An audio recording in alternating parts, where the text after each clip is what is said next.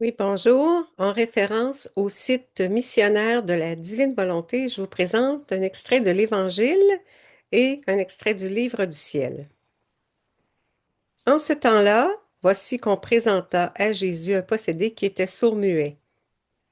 Lorsque le démon eut été expulsé, le sourd-muet se mit à parler. Les foules furent dans l'admiration et elles disaient, jamais rien de pareil ne s'est vu en Israël. Mais les pharisiens disaient, ah, c'est par le chef des démons qu'il expulse les démons. Jésus parcourait toutes les villes et tous les villages, enseignant dans leurs synagogues, proclamant l'évangile du royaume et guérissant toute maladie et toute infirmité. Voyant les foules, Jésus fut saisi de compassion envers elles, parce qu'elles étaient désemparées et abattues comme des brebis sans berger. Il dit alors à ses disciples, la moisson est abondante, mais les ouvriers sont peu nombreux. Priez donc le maître de la moisson d'envoyer des ouvriers pour sa moisson. Acclamons la parole de Dieu, louange à toi, Seigneur Jésus. Alors, au livre du ciel,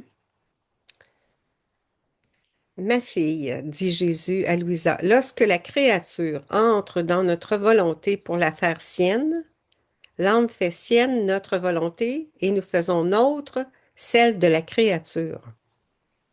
Et en tout ce que fait l'âme, si elle aime, si elle adore, si elle travaille, si elle souffre, si elle prie, notre vouloir forme la semence divine dans ses actes.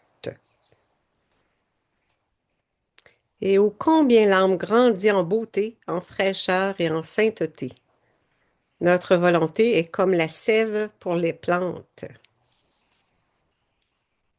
S'il y a de la sève, les plantes peuvent croître en beauté. Elles sont vertes avec de belles feuilles et produisent de beaux fruits charnus et délicieux.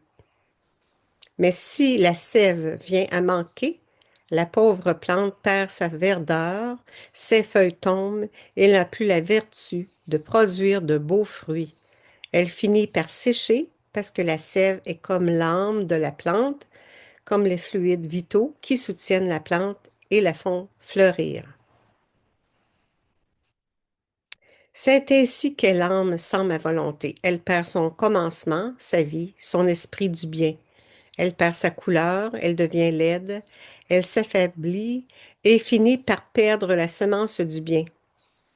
Si tu savais quelle compassion je peux ressentir pour l'âme qui vit dans sans ma volonté, je pourrais l'appeler mes douloureuses scènes de création. Moi qui ai créé toutes choses avec tant de beauté et d'harmonie, je suis contraint par l'ingratitude humaine de voir les plus belles créatures que j'ai créées pauvres, faibles et couvertes de plaies, propres à inspirer la pitié. Et pourtant, ma volonté est à la disposition de tous. Elle ne se refuse à personne. Seule la créature qui la rejette et qui, ingrate, ne veut pas la connaître, se prive volontairement de ma volonté à notre très grande souffrance.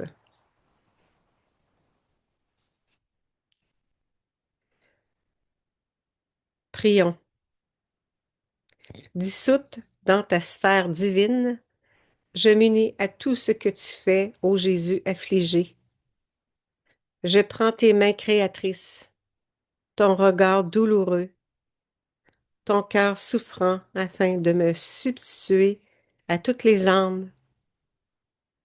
Je prends au nom de toutes ta volonté, ton amour, tes travaux, tes prières et tes souffrances, afin que soit formée la semence divine dans tous les actes, comme si elle avait accueilli avec gratitude ta divine volonté.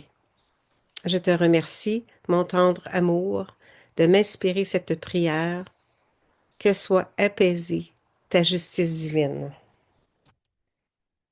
Oui, mon Dieu, tout pour satisfaire la justice divine, Seigneur.